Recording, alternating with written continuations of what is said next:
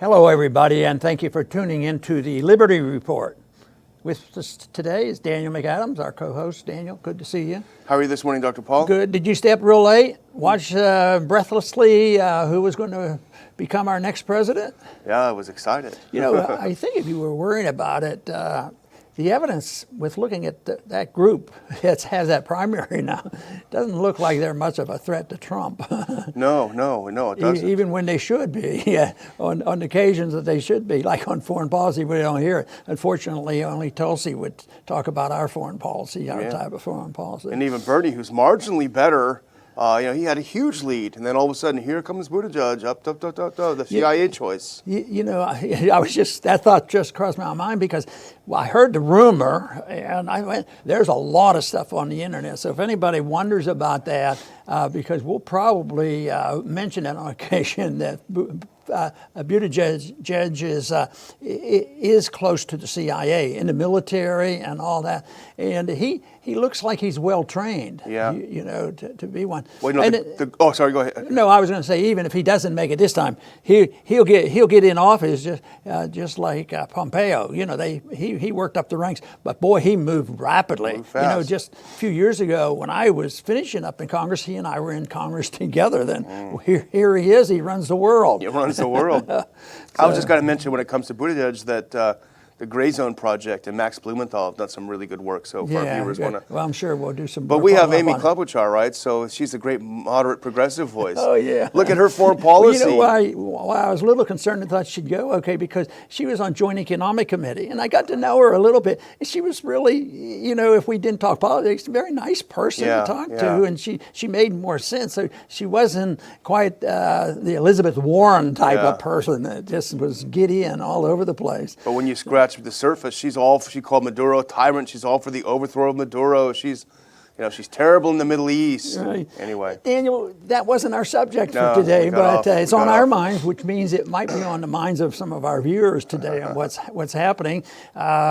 We of course tried to help Tulsi, and she did get. I don't think she was wiped out, considering she has a message and she's sticking to the message. So we'll keep our fingers crossed, and she plans to continue getting that message out. We just hope that she can make it more popular and popularize it. So, well, I think like yours, she's running a pretty lean campaign, and you were able to hold off for a while because you were lean and mean too, and you actually had more opportunities later on. See, if you think in terms of getting a message out, you think totally differently than you're looking for your future. What do I do for my future career as a politician? Yeah. Oh, this is the appropriate time to drop out. That sort of thing. Interesting. Rather disgusting. So we'll see what happens there. But I want to talk today about security to the Palestinians.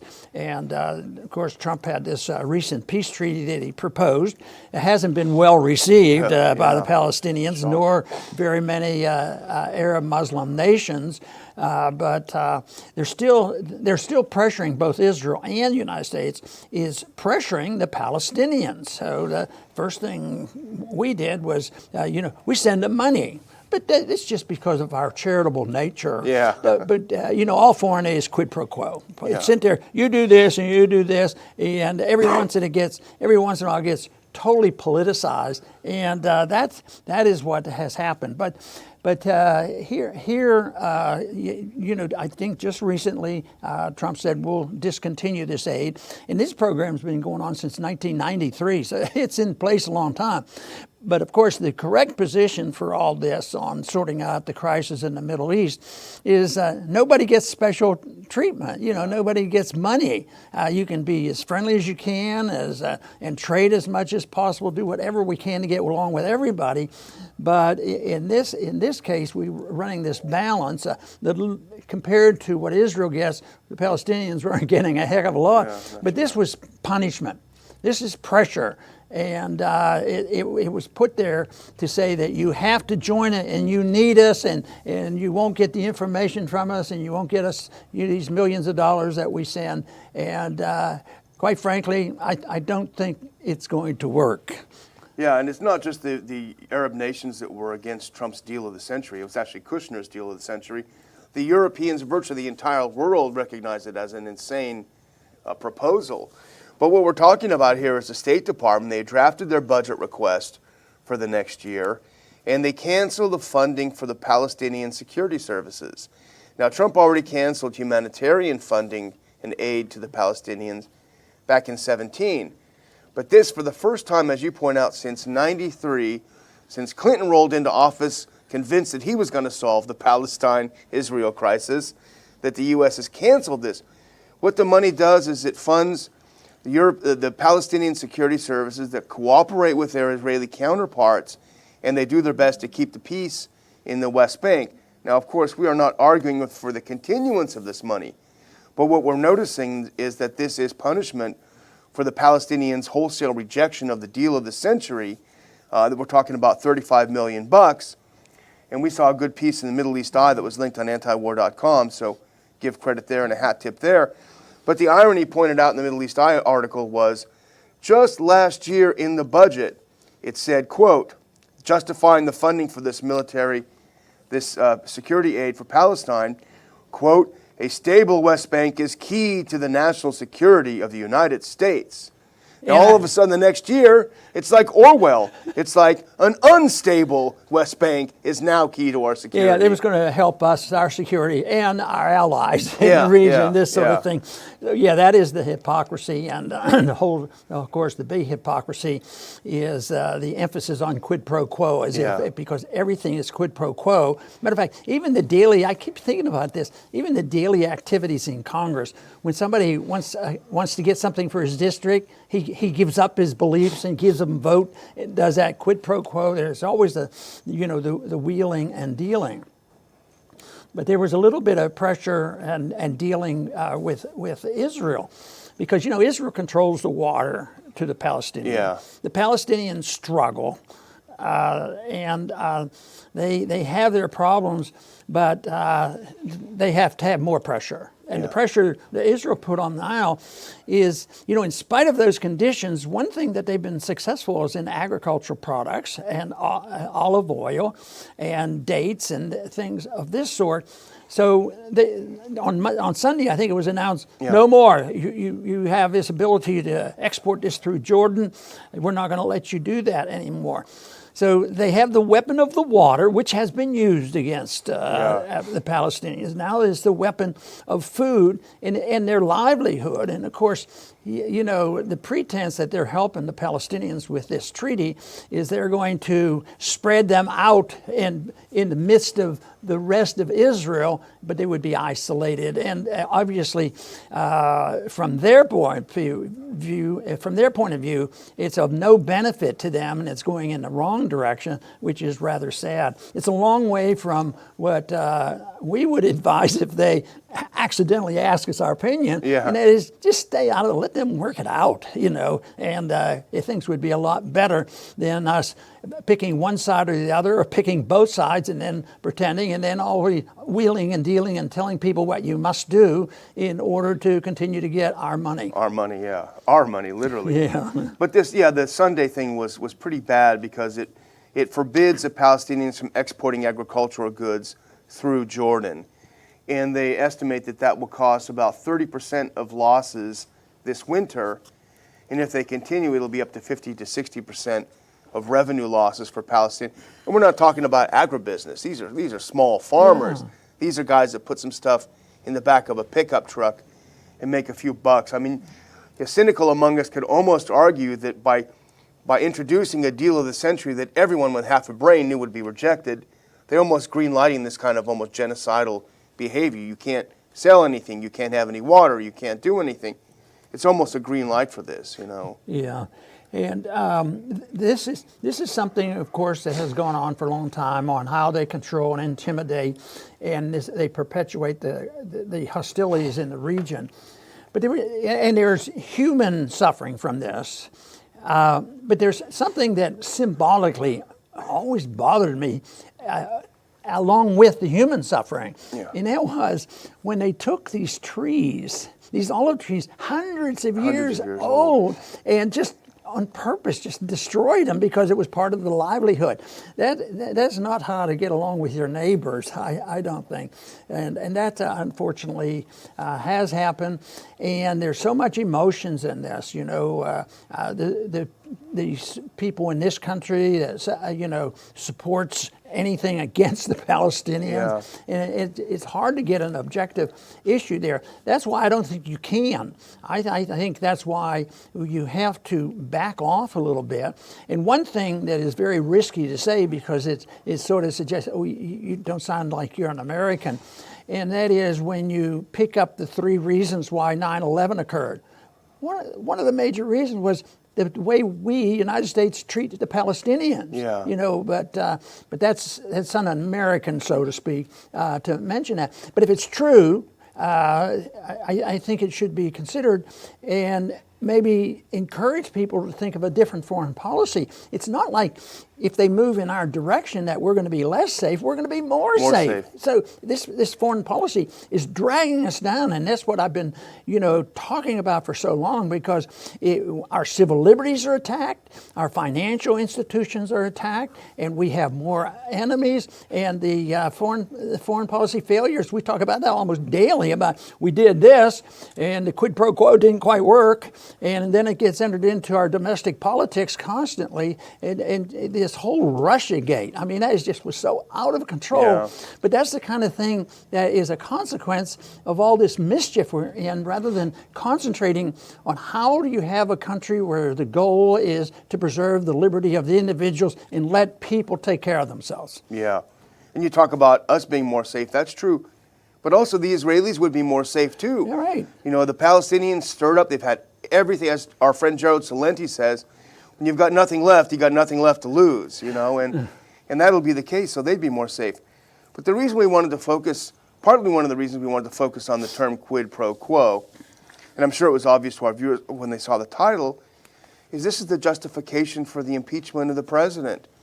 He withheld aid to Ukraine because he thought it would benefit him politically. It was a quid pro quo. Well, how is this any different? He's withholding aid to the Palestinians. Obviously, there's no question that among a big sector of his electorate, this will benefit him because, as you point out, they support anything against the Palestinians. How is this not a quid pro quo for Trump voters? All right, hitting those Palestinians again, doing Israel's bidding. How is it not the case? I haven't heard any Democrats upset about it, I was just going to mention, that's the thought that came to my mind.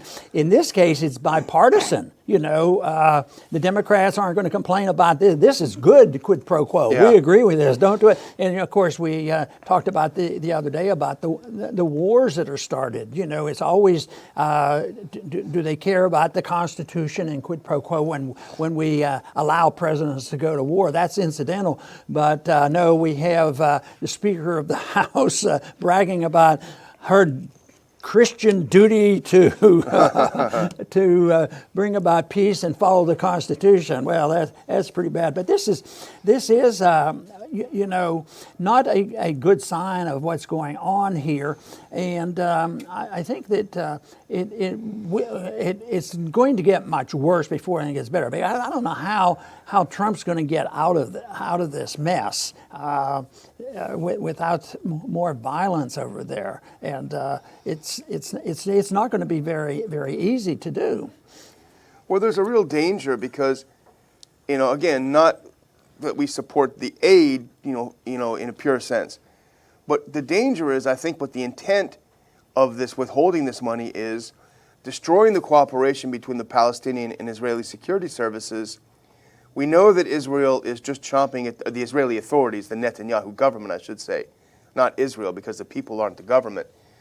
But the Israeli government is chomping at the bit to annex the West Bank.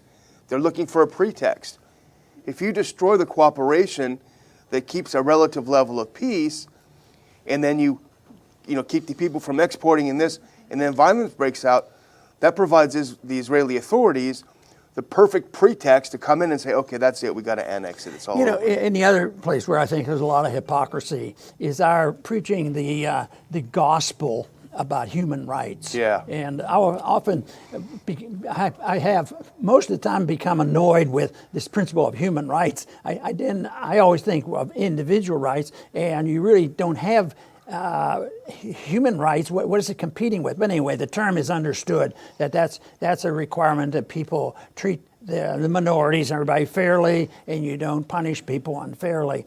But it's amazing how we watch that some countries that get on the Human Rights Watch, they can be pretty vicious with their people, and frequently it would come up, and maybe still comes up with China, well, they don't follow human rights and they don't do this, so we shouldn't deal with these kind of people.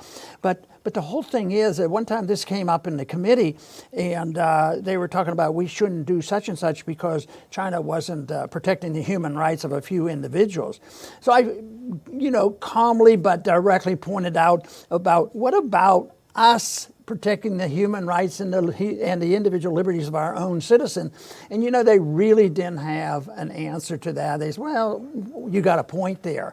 And yet this is a reason they use to pick sides, and yet that is just, a pretense. I mean, they if they cared, I was looking up the list of the people who violate civil liberties and don't protect human rights, and some of it's makes sense, even though it shouldn't be a group of people that you direct all your attention to.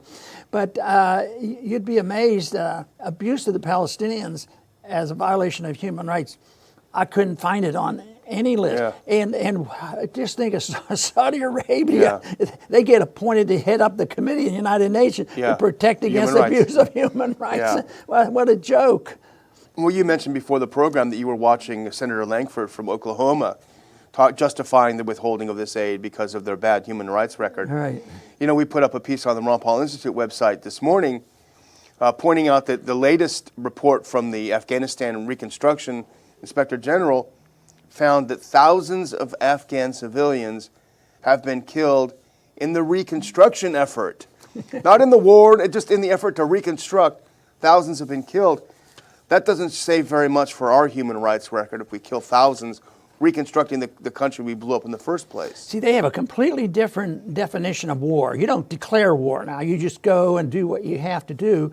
And the war itself and the committing of coups and taking over governments and putting our CIA agents around the world, that's all one thing, so that it's a blending in. So I made a comment one time, a long time ago, that we were doing something in the Middle East and we were helping to bomb something. I said, you know what? What's going to happen is it's not going to solve the problem, and before you know it, we'll be spending money to rebuild it. But that's ongoing. This is what they justify a lot of that money to Afghanistan. We're rebuilding Afghanistan. It's okay. So I guess if you bomb it and tear it up, it's sort of instead of what I think it was.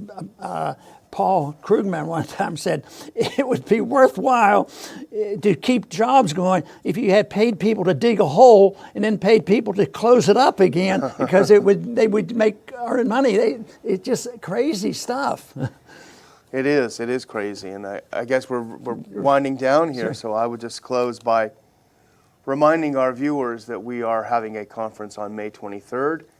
We just actually signed the contract, Dr. Paul. I hope you're okay with that.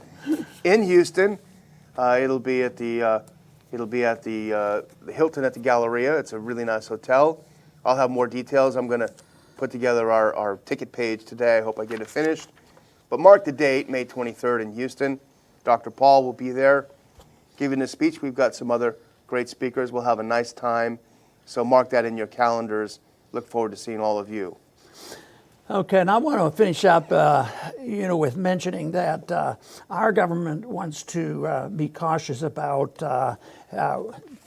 fighting terrorism. So they have a list of people to put on, like ISIS and Al Qaeda and all. But right now, what they're doing is they're talking about putting people who give out information. Institutions like WikiLeaks will be put into the same category, but we've heard this already. The people, just think of how we've treated, Edward Snowden and individuals who tell us the truth. They end up being put in jail. Now they want to take an organization and make it equivalent to the Al Qaeda itself, the thing that we're supposed to be fighting.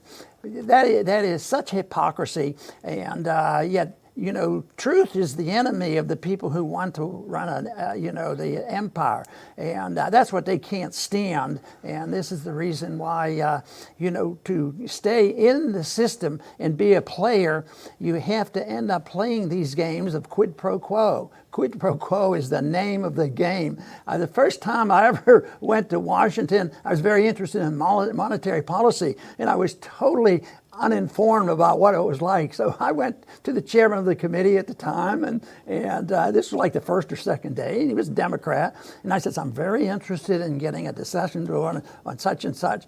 And the reaction was, what are you going to give me? That was it. All I wanted was a little discussion on monetary policy. So then everything is a trade-off. And so the quid pro quo is a serious problem. But I tell you what, the quid pro quo argument about what went on in this impeachment process, that is just a distraction. It has nothing to do what quid pro quo is really all about. I want to thank everybody for tuning in today to the Liberty Report. Please come back soon.